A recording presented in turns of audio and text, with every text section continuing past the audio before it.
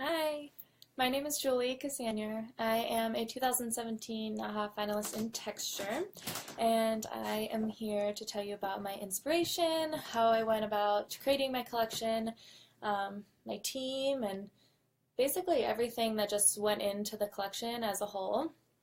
Um, First off, it took me about 17 tries to make this video work, so I apologize for it being so late. Um, that's pretty bad, but thank you for still joining me and watching what we have to say. Hopefully my makeup artist and my photographer will be able to join us for a few moments later. We're really busy in the salon today, so I apologize if that doesn't happen, but that's my goal. So just to get right into it, I guess, my collection this year is in texture, and it was basically inspired by the 90s. I grew up in the 90s. I was used to seeing all of the styles that I tried to emulate in my collection growing up. But in a modern way, I wanted to recreate them and make them wearable, just bring back childhood memories and nostalgia, and that was my goal for the collection. I did use all of the model's real hair, so unfortunately I don't have any pieces to show you or any wigs or anything, but I will say that that is one of my favorite things, especially with texture, is actually utilizing the model's real texture, their real hair, seeing what you can create off of that, and then just going from there suitability wise and seeing what works. So I'm saying a lot. That's really bad. I'm going to try and catch myself. But so my first thought process when I'm creating a collection, and this is my first one. This was my first NAHA entry. This was my first nomination. So I'm really, really happy. I'm excited. I'm in shock still. I can't believe this is happening. To be not only in the same category as such amazing hairdressers that I've looked up to and that I admire, but just in the competition as a whole.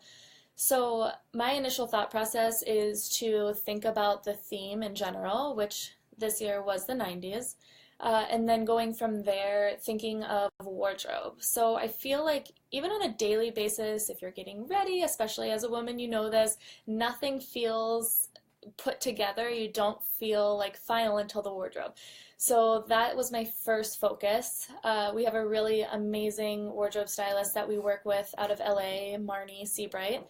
She's phenomenal. She is just really good at what she does. So she definitely helped me a ton this year, as well as my makeup artist as well. She helped throw some outfits together in a way that really worked for them as well as my collection. And then going from wardrobe, just makeup, and how do I want the images to feel? Do I want it to be really like hip-hop 90s? Do I want it to be like kids 90s? Where was I trying to go with it? And based upon the fact that all of my models not only were beautiful but had amazing hair to work with, we kind of went into the realm of working with natural texture and seeing, you know, what we could create that was appealing to the eye, and made you want to like zoom in, made you want to see how was that created? Like, is it just twisted? Is it braided? Like, how did they do that? So I think with makeup too as well, I know my images are in black and white, which I think definitely brings more attention to them. I love black and white images, especially for styling, and a lot of men's collections are in black and white this year, which I love. But so I wish that she was here right this second to talk to you about the makeup, but hopefully we'll get into that later, and she could tell you a little bit about what she used. But then after wardrobe and makeup comes, what am I going to do with their hair? This is what the competition is about. So just two of my looks, I had something in mind that I definitely wanted to try to create, using certain techniques that I definitely wanted to put into that collection. For my third model, I'm not going to lie, I was going back and forth for a long time. I wasn't sure if what I was trying to create was good enough. I think that that was a huge part of my struggle throughout this whole thing was, am I good enough to be in a competition as my first time around all of these hairdressers that I'm completely blown away by every year, that I idolize, that I would love to work with. It's just getting past that self-doubt that's hard to get away from in this industry sometimes, is definitely the biggest thing that I struggle with. But I think that I just threw myself in there this year. I know that I wanted to be a part of it. I know that this is the world that I want to be in. This is the industry that I love. This is what I'm passionate about.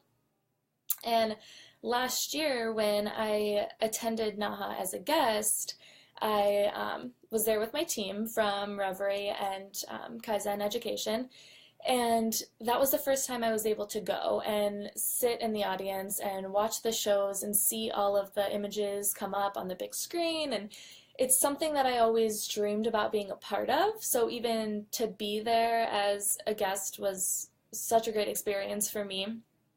And I told myself that I didn't want to go back unless I knew I tried.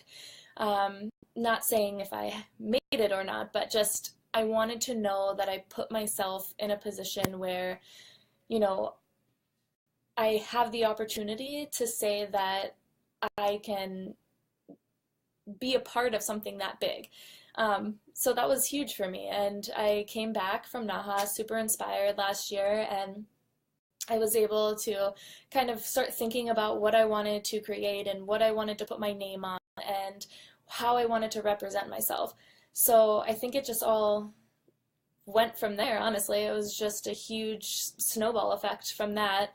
But my team, honestly, I have to say, is the biggest support system that I have, and the main reason why I'm able to do the things that I am in this industry, and why that this opportunity was, so readily available for me. You put in the hard work, but it's so much easier when you have people around you that actually believe in what you're doing. I know, I'm sure we've all felt this way at some point or another. This industry is very cutthroat sometimes, and so it's very nice to be around people that share the same passion as you, but not in a competitive way. So we're always constantly pushing ourselves to be better. We're pushing each other to go outside of our comfort zone and really try things that we're not used to doing. And Sal, my photographer, coworker, mentor, friend, he is 100% at the top of my list of who I need to thank for this opportunity. And he did my photography this year, which is phenomenal. This is also his first entry, like, to be a finalist as a photographer, so that's huge as well.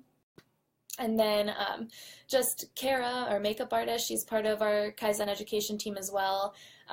She's entered NAHA in the past. She is going to be entering this year as well. So to have such amazing, supportive, and talented people around you that want the same thing for you, it makes everything so much easier.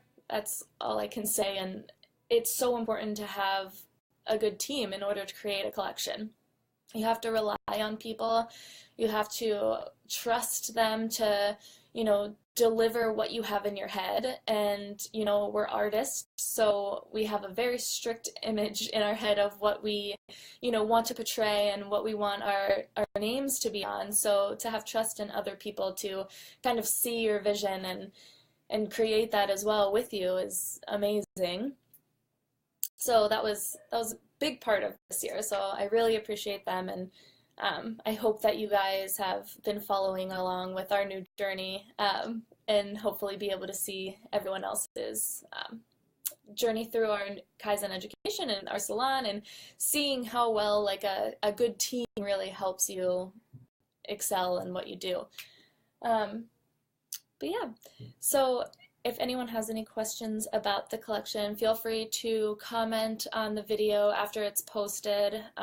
You can follow me on Instagram or Facebook and send me questions or anything that way. I would love to, for you guys to reach out and talk to anyone that wants to know anything about the entry process, or if you are thinking about entering NAHA and you just want some advice or encouragement even, I'm here to listen. So thank you guys so much for joining, but I think I'm gonna go ahead and cut this short now because the computer's dying, I'm not gonna lie, and we are actually still working upstairs in the salon. So I'm gonna go get back to that. But I thank you guys, and thank you Hair Nerds for having me today take over your Facebook. I really appreciate it, and I'm sorry again for being late to my live video, but thank you for watching anyways, and feel free to share this, and yeah, send me questions and we'll talk. Okay, bye guys.